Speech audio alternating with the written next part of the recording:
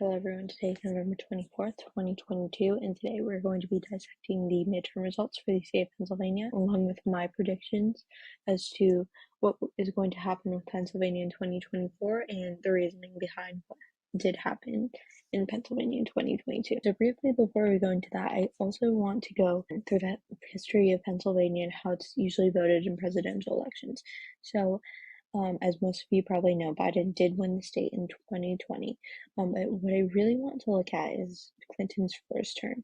So as we look at Pennsylvania, I'll focus on Pennsylvania right there. We have Clinton's both terms, one Pennsylvania, Gore, Kerry, both Obama terms, all in Pennsylvania. And it really was only until Trump's term when he won it against Clinton, and that's for various reasons, one of them being Clinton's being very unpopular in Pennsylvania and also the nation, but also because of the promises that he made to the Rust Belt and the workers there and the people there. And Pennsylvania is usually sometimes considered Rust Belt, sometimes not. Sometimes it's more grouped in with the East Coast states than the Rust Belt, like Ohio and Indiana. But nevertheless, Trump won the state in 2016, and then it turned blue again in 2020. And before that, it was really like turning blue or red, like it was switching very often, as we see here. Like it's changing very often. And then before that was a pretty strong Republican hold, and then even before that, modern political parties as we know didn't exist. So we can't really look at that. But again, since, if I can get back to it, Clinton's first term, since then, since the Obama times, it was really blue, and then only in 2016 did it turn red for the first time in about like 10 or so years. But again, every couple decades or so, it does switch. And so we're going to be saying what's going to be happening with Pennsylvania in the upcoming years and also what happened this year. So as we move back to the main topic of our conversation, Pennsylvania's election results for this midterm season. First and foremost, I'd like to start with the race that got the most media attention, that being the Senate race where Democrat John Fetterman won against Republican Mehmet Oz. This was a very tight race leading up to it. I personally thought that it was a strong Fetterman win, considering that Oz he was very unpopular in the state. He didn't really connect to Pennsylvania voters. He didn't live in Pennsylvania. He also voted in the Turkish election in 2018. Again, as we see here, 51.2 to 64. But then looking at the map, it's pretty what you would expect from a normal Senate race.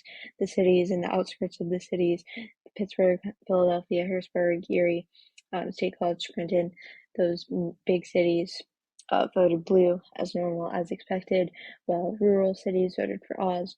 Again, expected not much interesting there. And then again, Fetterman with his, I believe, 4.8% lead. Fetterman was very underestimated in this race, and overall, I'm going to be talking about 538 a lot on this channel because it's what I really like to use for election forecasting. But Pennsylvania, when we look at it, 538 is usually known as being a website or a organization that heavily overestimates Democratic wins and the power of Democrats and Democratic turnout. But in this election cycle, as I'll show for different races, they really overestimated Republican wins, and that may be due to Biden's unpopularity, but also midterms. And traditionally, the party in power, the party who has the presidency, does not win, does not hold either House or Senate if they already had them.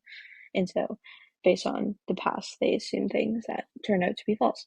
As we see here, the forecasted vote share for Oz and Fetterman showed Oz winning by 1%, and then the chance of winning, which I always like to look at as well because it's much more realistic than the forecasted vote share. But that showed Oz winning by a much larger percentage that would most likely be deemed safe, with it being 14. So that's with the Senate race, but also briefly, I'd like to talk about the how interesting it really was that again, Oz got the endorsement from Trump in itself, as we look here, and this may be beating a dead horse since this was in June, but I'd like to go back to this because I feel like Pennsylvania could have turned out a very different way if McCormick would have won the Republican primary. So again, we see here Mehmet Oz won by a very small percentage, like 951 votes, if my math is correct. But again, he barely won against McCormick, which McCormick was the traditional Republican candidate, not alt-right completely, but not moderate completely, right in the middle. He seemed to be very appealing to Pennsylvania voters. And what really pushed Oz over the finish line was the Trump endorsement, which he got over McCormick, which I don't know why Donald Trump endorsed Oz instead of McCormick. McCormick would seem to be more in line with Trump's values or Trump's persona, if you will. But nevertheless, he endorsed Oz, and so that's who won the primary and who lost against John Fetterman. But again, I think it's also interesting to see that John Fetterman had a much larger percentage of the vote in his primary than Oz did. Fetterman easily won it, but then the race was obviously against Oz and Fetterman, which was much closer. And that's with the Senate race. Again, a close race. I didn't think it was going to be close, but it ended up being quite close. Now to the second most interesting race, I think, and most likely one of the most interesting governor races, second to Arizona, in my opinion. The gubernatorial race versus Democrat Josh Shapiro and Republican Doug Mastriano. So Doug Mastriano, if you didn't know, is a very alt-right candidate. He was endorsed by President Trump. He claimed election fraud and many other things that fall in line with Trump supporters and the alt-right category in general. And this is something that I'll be repeating throughout this process in this YouTube channel a lot, is that these alt-right candidates usually do not win the Senate races or presidencies most of the time, as they have to appeal to a much larger and broader field and audience than they would if they were running for a House seat, for example, or a school board or something like that, which is much nicher and has less variation in opinions than a Senate race. And so that's what we kind of saw here, and also with races across the country where Trump backed candidates lost. But again, that's a different topic. But Doug Mastriano losing was not a surprise to me. Not one for anyone, I feel like, because Josh Shapiro was consistently polling ahead of Mastriano. Again, the gubernatorial map is pretty close and similar to the Senate map, with Josh Shapiro winning a few more districts. I believe this one in Harrisburg, this one right here, Cumberland District, was won by Josh Shapiro, but not won by Fetterman. And again, Josh Shapiro was the much more moderate candidate in this case. There's much more stark differences between Josh Shapiro and Doug Mastriano. And Josh Shapiro overall was leading ahead in polling. And then last but not least, to the most interesting thing, I think, in Pennsylvania that happened this election cycle that is very telling of what's going to be happening in the future was the House races. So going back to 538, my favorite forecasting network, they declared that and again, this is the forecasting from before the election that they still have up for us to look at. It hasn't been altered since election night, I believe. But they declare that 3 districts were going to be toss-ups, and toss-ups usually in most cases are races with 5 or less percent, or sometimes even 10 or less percent win. But these were all very close. And those districts being 7, 8, and 17. 8 and 17 were declared to be Democratic leaning slightly. As you see here, 17 is 0.6% lead with DeLuzio. In District 8, Cartwright had a 1.4% lead. And then District 7 was the only district that had a Republican lead of 0.8. And so it was expected for this to go this way. But the actual election results proved to be very different, as you probably already saw. All 3 House races were won by Democrats, obviously the toss-ups. And so I think this was very interesting. This really shows, when you look at the local level, that Democrats are winning these races. This is what I think is very important in looking at more key races across the state, and also looking forward to 2024 and 2028 and the primary in 2026 is that these races are what's going to be fueling more predictions and more thoughts and everything as to what's going on the state level, because this is what's happening what's going on locally. And so we can assume that we will see similar patterns in the statewide elections and the national elections. Let's go overall to the House races in general now. This is the 2020. Oh, this is the 2020 results.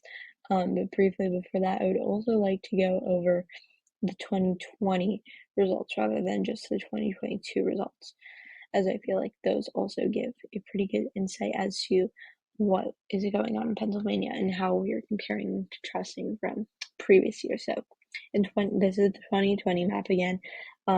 Back then there were 18 districts rather than 17 because the population was just higher back then. But when we look here, out of the 18, half are Democratic, half are Republican held. Overall, it's not that surprising.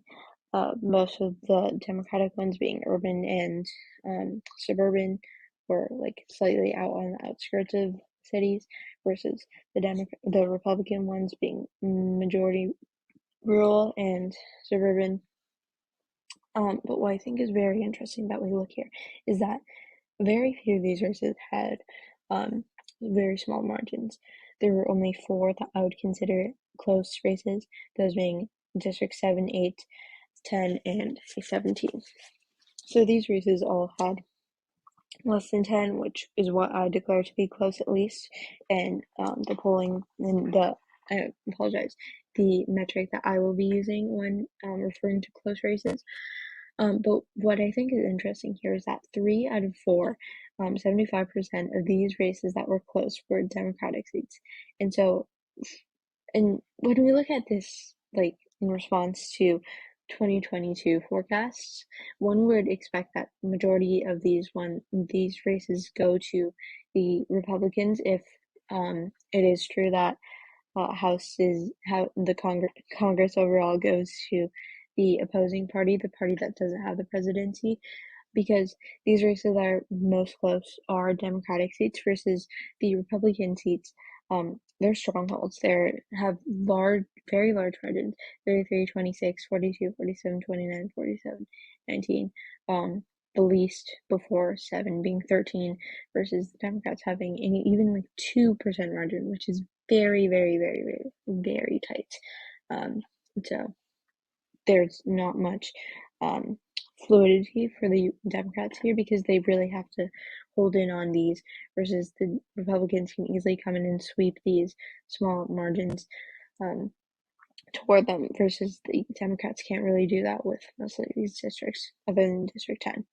But again, when we go back to the election results from 2022, we saw that that did not happen, and actually Democrats were able to hold all those districts that were very, very close. Again, 7-4, I apologize, 7-8, those had 4 point margins, and both of them remained with Democrats. 17 had a 2% margin that remained with the Democrats. Though, again, there was redistricting and everything, so these maps aren't exactly as they were in 2020, but nevertheless. We also have to look at District 12, which turned blue. That previously wasn't blue. Again, going back to this map, District 12 was a Republican stronghold. Again, this 42% margin is somewhat misleading. That did occur, but then looking at how a 42% Republican district turned Democratic, again, redistricting, they lost a district, they had to redraw the maps and everything, and that's how Lee was able to win by 20. And overall, these races, one more thing is that out of these 17 races, 8 went to Republicans, 9 went to Democrats. So Republicans lost a seat. Again, that could be because of redistricting and everything, but they also, they being Democrats, also won District 12. And so overall, big wins for Democrats all across Pennsylvania. They're slowly, more and more getting control of the House races. Obviously, the Senate, gubernatorial, overall Pennsylvania is trending more and more blue, and I predict that in 2024, no matter who the Democratic candidate is, they will be going to the um, Pennsylvania will be going to the Democrat. We still don't know if Joe Biden will be, he has been hinting at it, but he's mostly been focusing on the primaries and his policies. But we'll see if he's going to be running again, which he probably will, most likely will. Um, I believe that he most certainly will, in my own personal beliefs. And we'll also see if he has any Democratic challengers. And then on the Republican side, again, I don't think it matters that much because I do think that Pennsylvania is going to be going to the Democratic candidate, with these midterm results that were all very, very blue. We can just see from the Washington Post, it's all blue, it's all D's. And so I wouldn't be surprised if Pennsylvania goes to the Democrats in 2024. And again, there are very large system changes or a very strong Republican candidate. I don't think that Pennsylvania will be going red anytime soon. Thank you for watching, and I hope to see you next time.